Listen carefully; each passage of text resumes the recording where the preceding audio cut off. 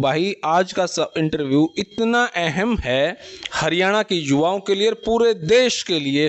सब भाई वो खेत में भी है, खेल में भी है, नौकरी में भी है, लेकिन उनका क्या करा जो सरकार उनकी ज्वाइनिंग रोक दे है। कोर्ट के बारे आगे खड़े हैं, कदे जाम लगावे बेचारे, कदे एजिटेशन में बैठे हैं, वहाँ पे उसकी क्या गलती। मैं एक बात बताऊं, ये सारा कसूर डेमोक्रेसी के टॉक्सिक डोज का है कि खिलाड़ियों को करोड़ों मिलते हैं, जहाँ पे फौजी है उसको शहीद होने पे कुछ नहीं मिलता, इतना कुछ नहीं मिलता जितना उसको करीब 1 करोड़ रुपया तो मिल जाता है कि सेंट्रल गवर्नमेंट यानी डिफेंस देता है 50 लाख के करीब, और 51 लाख हरियाणा सरकार भी दे देती है।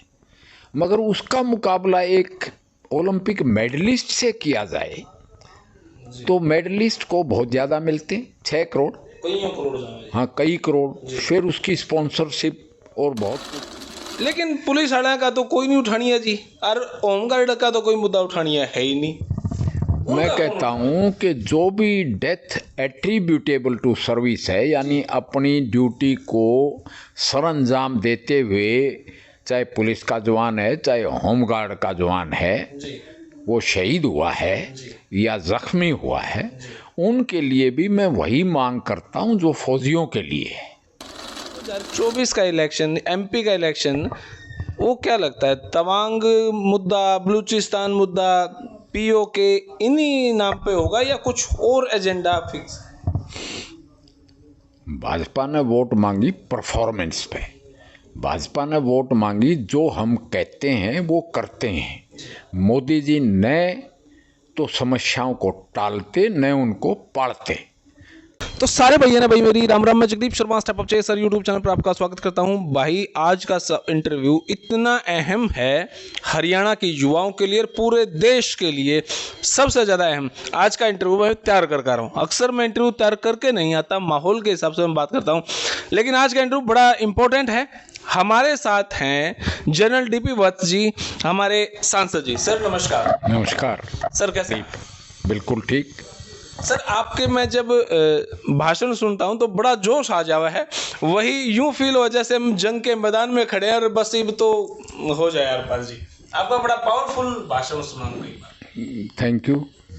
सर आपने एक जगह कही कि अगर युवा खेल में ना हो और फौज में ना हो और खेत में ना हो तो वो युवा जेल में जाने के चांस ज्यादा हैं। आपने ऐसा हरियाणा का युवा, हाँ, मतलब देखो जी जी ये साइंटिफिक बात है जी कि जो हरियाणा का परंपरागत प्रोफेशन रहा है, जी किसानी, जी खेल जी और सेना, जी, तो वो परंपरागत प्रोफेशन उनकी प्रेफरेंस होती है। मतलब सबसे पहले आदमी ने सिविल में नौकरी मिल रही है तो ऐसे ट्रेडिशंस हैं, ऐसी परंपराएं हैं कि वो फौज में जाना पसंद करेगा।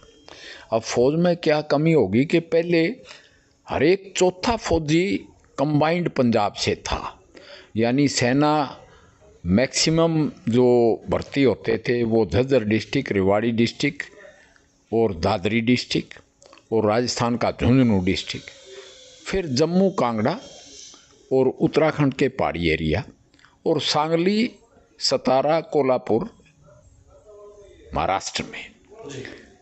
अब एक ऐसा समय आया 71 वार के बाद कि भर्ती कर दी जनसंख्या के लिहाज से। अब जनसंख्या के लिहाज से जहाँ चौथा सैनिक इन एरियाज का था देश में, अब हर 10वां सैनिक हरियाणा का रह गया, यानी सबसे ज़्यादा संख्या यूपी और बिहार के सैनिकों की होगी। तो जवान जाए कहाँ? हमारा जवान जैसे उनकी परफॉर्मेंस है खेल में, यानी दे आर पूरी energy bubbling with youth energy, dynamism and fortitude, कि उनमें पूरा जवानी का नशा होता है।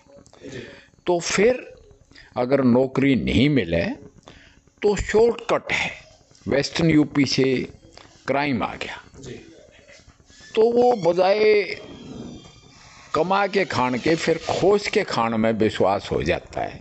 इसलिए मैंने संसद के थ्रू अपील की थी। जी ये हमारे खिलाड़ियों के बारे में डिस्कशन हो रही थी जी। डोप टेस्ट पे, जी मेरी और दीपेंद्र सिंह का। हुड्डा जी की। हाँ, जी कि भाई आप हरियाणा में नहीं, इनको बाहर भी एडजस्ट करो बतौर कोच। इसलिए मैंने कहा था, वरना क्राइम बढ़ जाएगा। क्यों जी कि हमारे छोरिया का हंगा को नीडेड है। असली निचोड़ ये है जी कि ये मैं दल बदलू पड़े में भी कहता हूँ कि हरियाणा में जितने पॉलिटिशियन हैं जी वो घनखरे आदमपुर इलेक्शन में तीनों ही दल बदलू थे। तो हरियाणा का आदमी पे घनी देर गात उसका डटे को नहीं। मैंने इस रेफरेंस में कहा था, हाँ, हंगर गात डटे को नहीं। जी आपने पॉइंट आपका ठीक था। फौजी को अगर हम एक नौकरी शब्द में जोड़ दें तो ठीक है आपकी बात, लेकिन हरियाणा का युवा आज, जब मेरा प्रश्न शुरू हो रहा है, भाई वो खेत में भी है, खेल में भी है, नौकरी में भी है, लेकिन उनका क्या करा जो सरकार उनकी ज्वाइनिंग रोक दे है। कोर्ट के बारे आगे खड़े हैं, कदे जाम लगावे बेचारे, कदे एजिटेशन में बैठे हैं, वहां पे उसकी क्या गलती, वो क्या करे? मैं एक बात बताऊं, ये सारा कसूर डेमोक्रेसी के टॉक्सिक डोज का है। यानी डेमोक्रेसी इस लेवल पर पहुंच गई। मैंने पार्लियामेंट में सवाल उठाया था कि जब चीन से इंडस्ट्री उठ के चालन लगी तो चीनी ने बोले भाई वियतनाम चले जाओ, इंडोनेशिया चले जाओ, क्योंकि हिंदुस्तान में तो इलेक्शन एंड एजिटेशन दो ही चीज़ परमानेंट हैं कि सारा साल किसी न किसी स्टेट में इलेक्शन आ जाता है और भाषणबाजी चलती रहती है। Total wastage of energy and money and effort है। तो उसमें मैंने कहा था एक देश एक इलेक्शन हो, तो उससे हमारी माली हालत पे असर आता है। रही बात ये कोर्टों के चक्कर लगाने वाली, मैं कहता हूँ कि मैं सर्विस सिलेक्शन यानी पब्लिक सर्विस कमीशन का चेयरमैन रहा हूँ।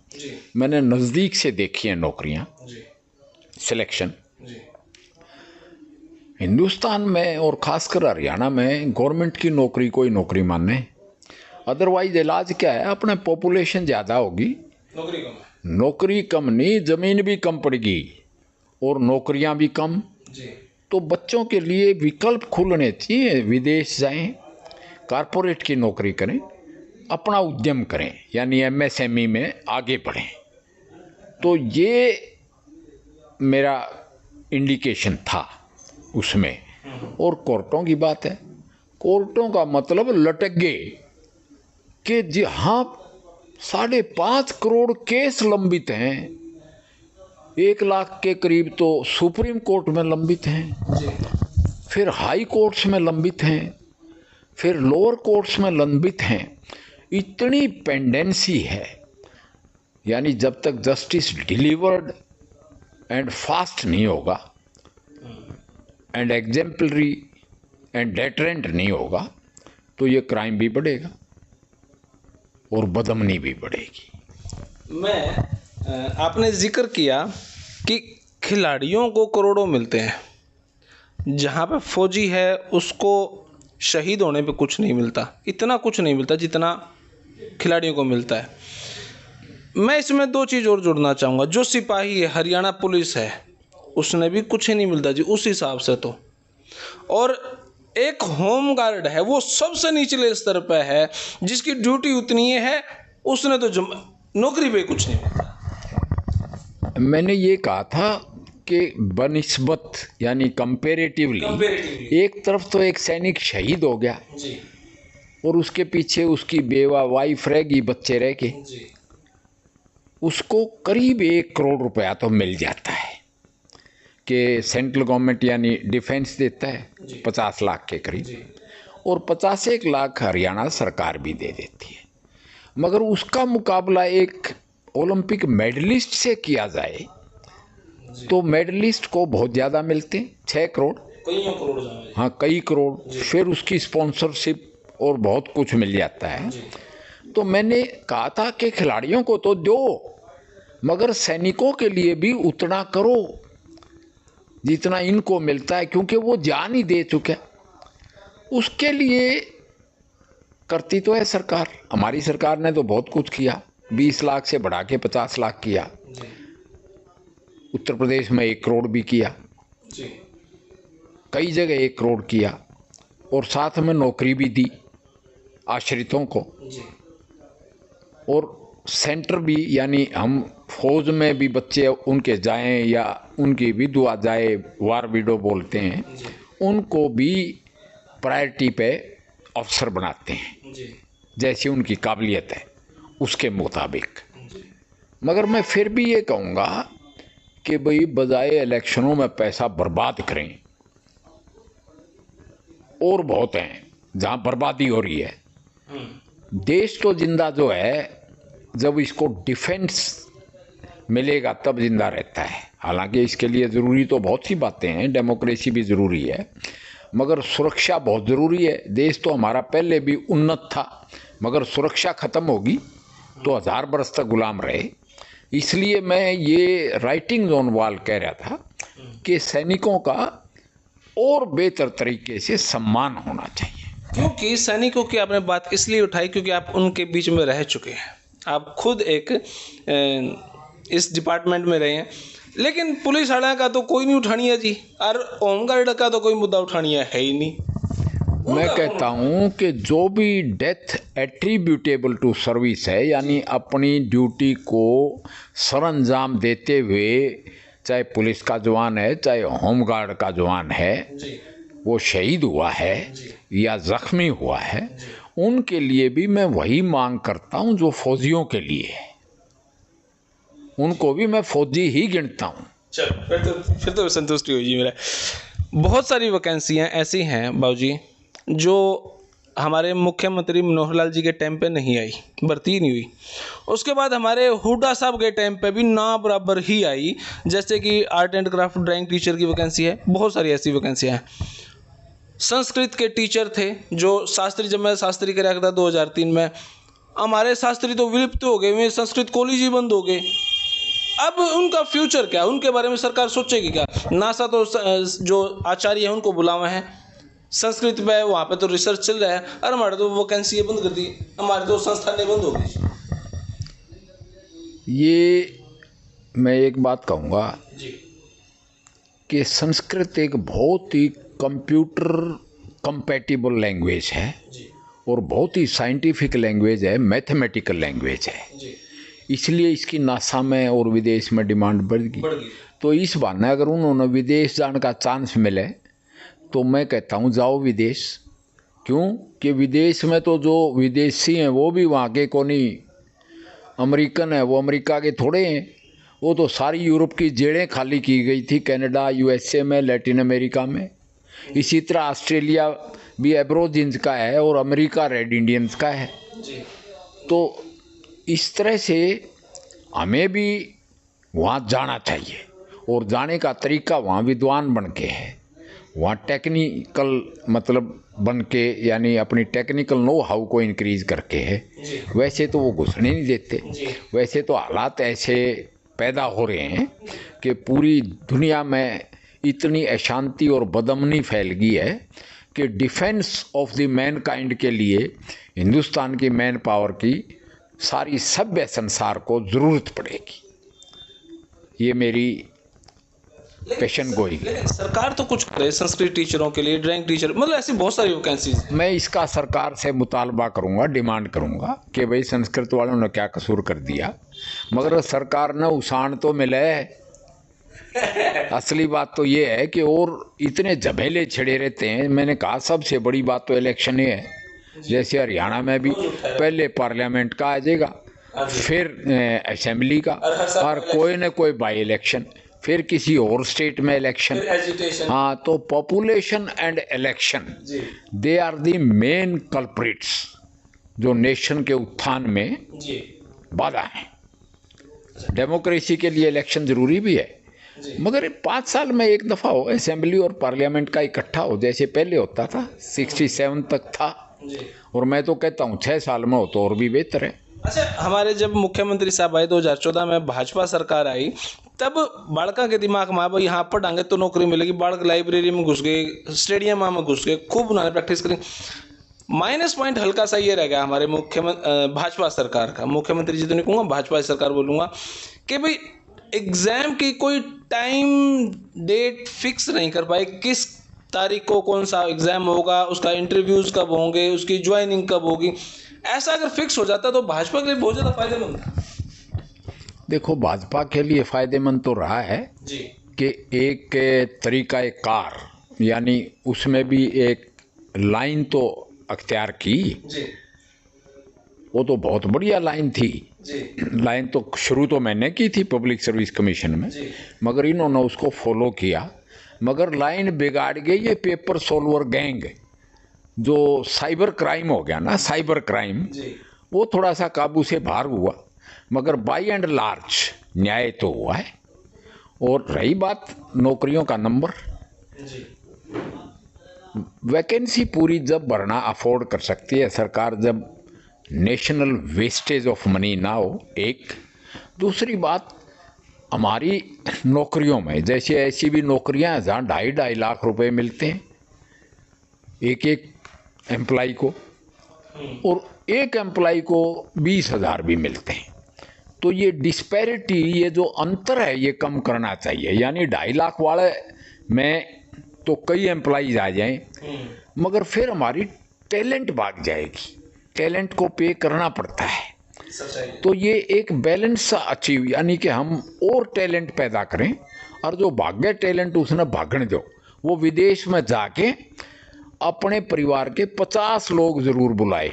हमारा वहाँ भी, हाँ, ये डायस्पोरा, जो इंडियन डायस्पोरा है तो बिगेस्ट वर्ल्ड में, मगर ये और भी ज्यादा होना चाहिए। मैं कहता हूँ कि जो ये कब्जा रखा जगह, ये किसी भी तरह से हमारा भी हिस्सा है उसमें। हमारे और ज़्यादा लोग, यानी यूएन फोर्सेस में तो हैं बहुत ज़्यादा, मगर टेक्निकल नो वाले भी विदेश जाएं और वहाँ सेटल हों, और हिंदुस्तान से राब्ता भी कायम रखें, यानी फॉरेन एक्सचेंज यहाँ भी भेजें और यहाँ से और लोग ले जाएं। मेरा तो ये नज़रिया है। अच्छा बाबूजी, आखिरी सवाल, भाजपा ने वोट मांगी जम्मू कश्मीर का भाई 370 खत्म कर दें, भाजपा ने वोट मांगी श्री राम मंदिर पे, इस तरीके से भाजपा ने अलग ऐसे ऐसे 3-4 मुद्दे पे वोट मांगी, और वो भाजपा ने क्लियर भी कर दिया, 370 भी, राम मंदिर भी, सब कुछ दे दिया। अब 2024 का इलेक्शन, एमपी का इलेक्शन, वो क्या लगता है, तवांग मुद्दा, बलूचिस्तान मुद्दा, पीओके, इन्हीं नाम पे होगा या कुछ और एजेंडा फिक्स? भाजपा ने वोट मांगी परफॉर्मेंस पे, भाजपा ने वोट मांगी जो हम कहते हैं वो करते हैं। मोदी जी न तो समस्याओं को टालते, न उनको पालते। मेरे को तो बड़ा, मैं सौभाग्यशाली महसूस हुआ कि मैं कश्मीर में एज ए यंग अफसर 5 साल रहा और वहाँ बसना चाहता था। मेरे को इतनी वादी पसंद आई। कब की बात है? ये बात है 83 to 88। ओके। हाँ, उस टाइम सुकून था, मगर 88 में गड़बड़ भी शुरू हो गई थी। गड़बड़ से फौजी नहीं डरता। मेरा परिवार फौजी परिवार है, मेरे बच्चे फौज में, पूरा परिवार फौज में, और वहीं रहते हैं। हमारे परिवार के कम से कम 2 फौजी कश्मीर में ही पोस्टेड रहते हैं। तो मुझे यूँ नहीं पता था, मैं वहाँ सेटल होना चाहा। वो कहते हैं नहीं जी, पावर ऑफ अटॉर्नी पे खरीद सकते हो, वहाँ नहीं खरीद सकते वैसे। और मुझे बहुत अच्छा लगा जब हमने बटन दबाया तो 370 और 35 से निरस्त हुए। तो 370 का मुद्दा कर दिया ना सोल्व, जबकि राज्यसभा में हमारी मेजोरिटी भी नहीं थी हमारी पार्टी की, तो मगर सहयोगी दलों के मदद से और लाइक माइंडेड, आपने उनको बाहर भेज दिया, जैसा भी था, जो भी प्लान 370 खत्म। जी। दूसरी बात, राम मंदिर का मुद्दा तो आपने खुद ही बोल दिया जी। बहुत से ऐसे मुद्दे थे, यानी सीए, ये वाहियात के जो कानून चलते आ रहे हैं, उनको 2800 तो कानून हमने निरस्त कर दिए, क्योंकि उनकी कोई रेलेवेंस ही नहीं बची थी। 3 तलाक का इसी तरह से यूनिफॉर्म सिविल कोड भी आ रहा है क्या? होना तो चाहिए, आ रहा है, ये तो बताएंगे पार्लियामेंट्री अफेयर्स के मिनिस्टर।